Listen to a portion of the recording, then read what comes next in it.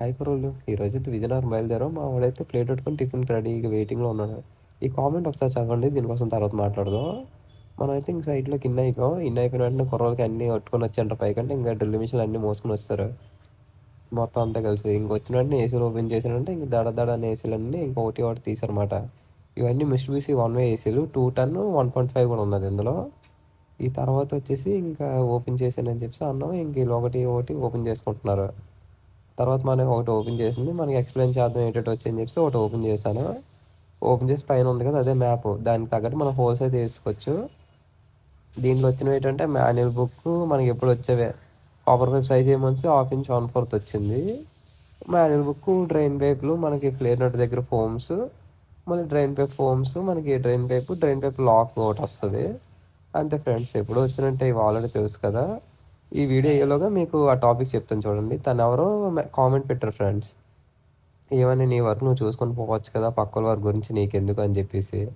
నేను ఒకటే అంటున్నాను. ఇప్పుడు అతనెవరో ఒకటి ఒకటి యాంగర్ పోస్టులర్ ఏశారు. అది సింపుల్ విషయం కాదు కదా! ఎందుకంటే అదేంటి మనం ఎప్పుడైనా ఎక్కడైనా ఔట్‌డోర్ ఎక్కేటప్పుడు టప్‌మని ఎక్కేస్తాం. అంతేగాని దానికి ఎన్ని యాంగర్ పోస్టులర్లు ఏసుకోరో చూడం కదా! అని చెప్పేసి నేను ఏం మాట్లాడలేదు ఇంక తనతో. ఎందుకంటే రేపు పొద్దున్న ఏదైనా ఔట్‌డోర్ ఎక్కేసి సేఫ్టీ బెల్ట్ ఏసుకోకపోతే కింద పడిపోతే రెస్పాన్సిబిలిటీ ఎవరిది ఫ్రెండ్స్? ఇప్పుడు మీ వర్క్ మీరు చూసుకోండి అంటే తను ప్రాపర్‌గా చేస్తే నేను చెప్పాల్సిన అంత అవసరం నాకుండదు కదా! అంతే ఫ్రెండ్స్. ఒకసారి వీలైతే ఆ కామెంట్ చదవండి ఎళ్లి. కుర్రోళ్ళకైతే మార్కింగ్ మీరు చేయండ్రా అంటే ఇంక ఈళ్ళు మొదలెట్టారు మార్కింగ్. వీళ్ళకొక అవకాశం ఇవ్వాలి కదా! ఎప్పుడు మనమే కదని చెప్పేసి ఇచ్చాను. బానే చేశారు. మార్కింగ్ అంతా బానే చేశారు. సెంటరింగ్ చేసి పక్కన ఉన్నోళ్ళని ఏం తేడా వస్తే. ఎందుకంటే ఇప్పేసి మళ్ళీ బిగించడం అంటే పెద్ద టాస్క్ కదా! అందుకని చెప్పేసి. ఇంక అలాగ ఆళ్ళైతే బిగించారు. మనమైతే ఇంకా మిగతా వీడియోస్ కూడా చూసుకుందాం అని చెప్పేసి అలాగే ఇంకా క్లోజ్ చేసి బయటికెళ్ళాం.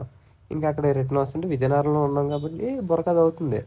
ఇంక ఎలాగో ఇక్కడే స్టే చేయాలి కదా! అని చెప్పేసి ఒక 10 నిమిషాలు చూసాం. చూసేటప్పటికి మా వోడు ఊరుకుంటాడా ఇంక మామూలుగా ఉంటదేటి ఇంకా డాన్స్‌లు ఏసేస్తాండు సీరియస్‌గా. ఇంకా ఆడు ఎగురుతాండే ఇంకెందుకులే మనకని చెప్పేసి ఇంక వదిలేసాను.